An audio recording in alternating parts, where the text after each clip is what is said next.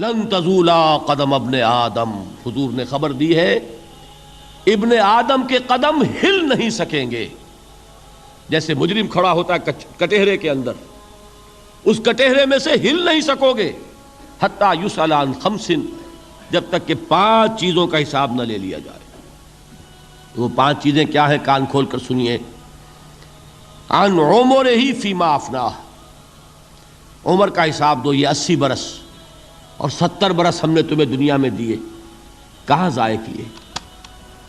وعن شبابہ فیما ابلاہ، اور خاص طور پر جوانی کا دور، امنگوں کے دن، ولولے ہوتے ہیں، قوت ہوتی ہے، توانائی ہوتی ہے، آدمی چلتے ہوئے زمین پر پاؤں مارتا ہے، قوت جو ہے وہ اپنا اظہار چاہتی ہے.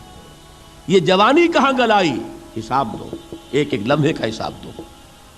وَعَن مَالِهِ مِنْ أَيْنَ اكْتَسَبَهُ وَفِيمَا أَنْفَقَهُ، ایک ایک پائی کا حساب دو، مال کا کہاں سے کمایا تھا، حلال سے کہ حرام سے، اور کہاں خرچ کیا تھا، گل چھروں میں، عیاشیوں میں، یا نیکی کے کاموں میں، ادائے حقوق میں، اللہ کے دین کے لیے.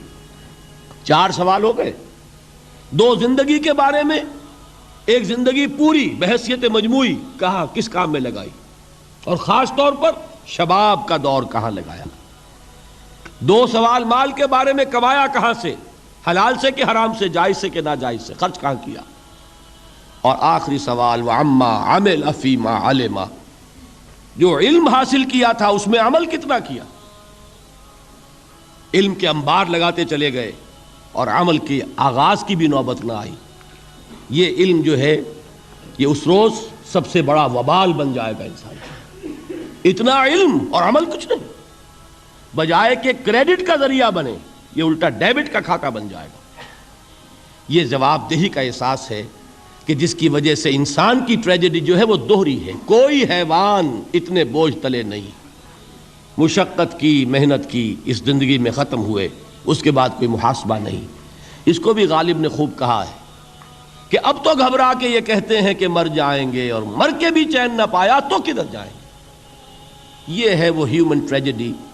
اب میں آپ کو توجہ دلانا چاہتا ہوں، ایک تو گوتم بدھ کا فلسفہ، اس کے فلسفے کا مین تھیم یہ ہے سروم دکھم، آل از پین، آل از سفرنگ. اور اس نے جو بھی اپنی محنت کی یہ تو اللہ ہی بہتر جانتا ہے کہ اسے بعد میں ملا کیا اور کیا نہیں ملا. ایک بات آپ سے عرض کر دوں، گوتم بدھ کے بارے میں ایک بہت جید عالم میرے نزدیک بر صغیر پاک و ہند کے علماء میں، جو اس صدی کے علماء ہیں، ان میں ان کا بہت اونچا مقام ہے، مولانا مناظر احسن گیلانی رحمۃ اللہ علیہ. گیلان قصبہ ہے ایک بہار کا، وہاں کے رہنے والے تھے. ان کی زندگی زیادہ گزری حیدرآباد دکن میں، عثمانیہ یونیورسٹی میں استاد رہے. انہوں نے گوتم بدھ کے بارے میں یہ لکھا ہے کہ میرا یہ گمان ہے کہ وہ بھی اللہ کے نبی تھے، اور اس کی دلیل دی ہے. قرآن مجید میں ایک رسول کا ذکر آتا ہے، ذوالکفل، اور یہ ذوالکفل وہ ہے جس کے بارے میں ہمیں کچھ پتہ نہیں. قرآن مجید میں بھی ایک جگہ ذکر آیا ہے. نمبر 2 یہ کہ کسی حدیث میں اس کی کوئی ہمیں وضاحت نہیں ملتی، نہ حضور سے پوچھا گیا نہ حضور نے اس کی وضاحت فرمائی. اب یہ ذوالکفل ہے کون؟ تورات میں جو نبیوں کے نام آتے ہیں ان میں سے کسی نبی کا نام ذوالکفل کے آس پاس نہیں بنتا کہ یہ سمجھا جائے کہ یہ اس نام کی بگڑی ہوئی یا بدلی ہوئی شکل بن گئی ہے. تو انہوں نے جو کہا ہے وہ بات وزنی معلوم ہوتی ہے اس اعتبار سے کہ کپل وستو، کپل پے جو ہے وہ عربی میں ہے نہیں، وہ فے بنتی ہے. تو ذوالکفل کے معنی کفل والا، اور یہ کفل جو ہے کپل، کپل والا، جس کو ہم کہتے ہیں کپل وستو کا شہزادہ. تو انہوں نے یہ کہا ہے کہ گوتم بدھ کے بارے میں یہ خیال، یہ میں عرض کر دوں کہ اس کو ہم یقین سے نہیں کہہ سکتے، یہ ان کا گمان ہے، خیال ہے، واللہ عالم کہیں گے ہم، لیکن امکان ضرور موجود ہے. قرآن کہتا ہے وَلِكُلِّ قَوْمٍ ہَادٍ، ہم نے ہر قوم میں ہادی بھیجے. وَإِن مِّن قَرْيَةٍ إِلَّا خَلَا فِيهَا نَذِيرٌ، کوئی بستی ایسی نہیں دنیا میں جس میں کوئی نہ کوئی خبردار کرنے والا نہ آیا ہو.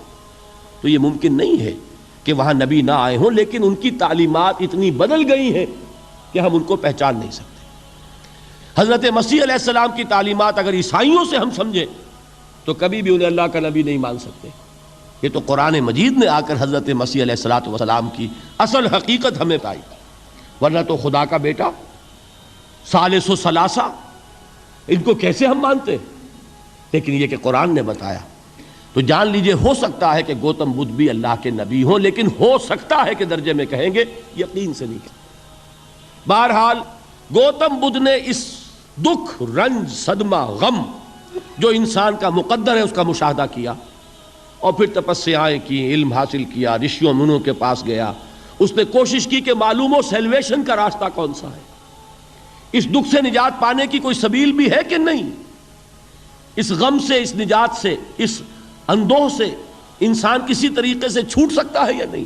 اسی کو سیلویشن کہتے ہیں انگریزی میں، اسی کو ہندی میں نروان کہتے ہیں، اسی کو عربی میں نجات کہتے ہیں۔ ان النجات معلقۃ بمجموع هذه الاشیاء، میں نے امام رازی رحمۃ اللہ علیہ کے الفاظ میں آپ کو وہ لفظ بتایا، نجات کی راہ۔ اچھا، جدید فلسفوں میں جن حضرات کو دلچسپی کی بات ہے انہی کے بارے میں یہ عرض کر رہا ہوں۔ جدید فلسفوں میں بھی ایک فلسفہ ہے وجودیت، ایگزسٹانشلزم۔ آپ نے نام سنا ہوگا سارترے، یہ فرینچ فلسفر، اور اس وقت دنیا میں جو نوجوان نسل ہے وہ بہت زیادہ متاثر ہوئی ہے سارترے کے فلسفے سے۔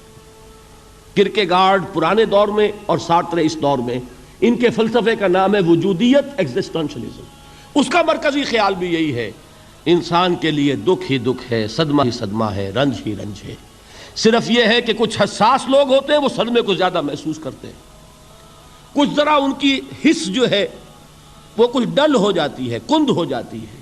وہ جو غالب کا شعر میں نے آپ کو سنایا کہ مشکلیں اتنی پڑی مجھ پر کہ آساں ہو گئی، ورنہ یہ ہے کہ انسان سوچے تو دکھ ہے۔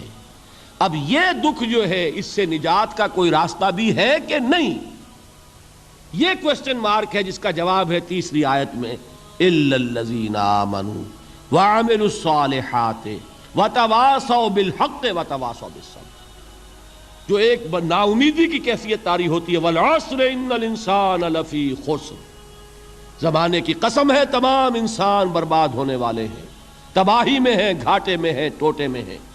اس سے جو ایک مایوس کن صورتحال سامنے آتی ہے، اس مایوسی سے نجات دلانے والی آیت ہے تیسری آیت۔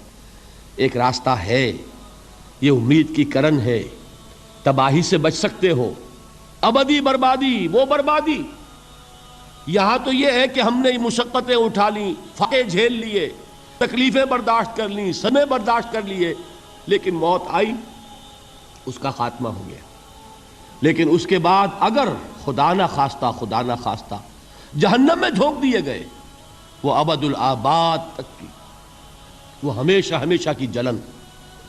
قرآن کہتا ہے کہ اگر ایک کھال جل جائے گی، جھلس جائے گی، اللہ اور کھال دے دے گا۔ دیکھیے یہ بھی جدید دور میں آپ کو معلوم ہوگا، بورس بکائی نے جو کتاب لکھی ہے، دی فرینچ سرجن، اس نے ثابت کیا ہے کہ قرآن مجید نے جتنے نیچرل فینومینا کا حوالہ دیا ہے وہ بالکل سائنس کے مطابق ہے۔ آج ہمیں یہ معلوم ہے کہ حس جو ہے وہ صرف کھال میں ہوتی ہے، کھال حساس ہوتی ہے، کھال اتر جائے نیچے جو ہے گوشت جلے گا، آپ کو تکلیف نہیں ہوگی۔ معلوم قرآن نے کہا ہے کہ جب کھالیں ان کی جھلس جائیں گی ہم نئی کھال دے دیں گے، تاکہ وہ سوزش جو ہے، وہ جلن کا احساس برقرار رہے، وہ ختم ہونے نہ پائے۔ حالانکہ اس کی ضرورت نہیں ہے، اگر اندر کا گوشت بھی حس والا ہوتا تو پھر کھال دوبارہ عطا کرنے کی ضرورت نہیں ہے، گوشت جلے گا، اس سے بھی جلن کا اور سوزش کا احساس ہو جائے گا۔ لیکن قرآن کہتا ہے کہ نہیں، کلما نضجت جلودہم بدلنا لہم جلودا غیرہا، جب ان کی کھالیں جھلس جائیں گی، جل جائیں گی، ہم ان کی کھالیں بدل دیں گے تاکہ وہ سوزش برقرار رہے۔ ثم لا يموت فيها ولا يحيا، پھر نہ وہ اس میں جی سکے گا نہ مر سکے گا، نہ زندوں میں ہوگا نہ مردوں میں ہوگا۔ موت کو پکارے گا، کاش کہ موت آ جائے جو مجھے اس مشقت سے اور مشکل سے چھٹکارا دلا دے۔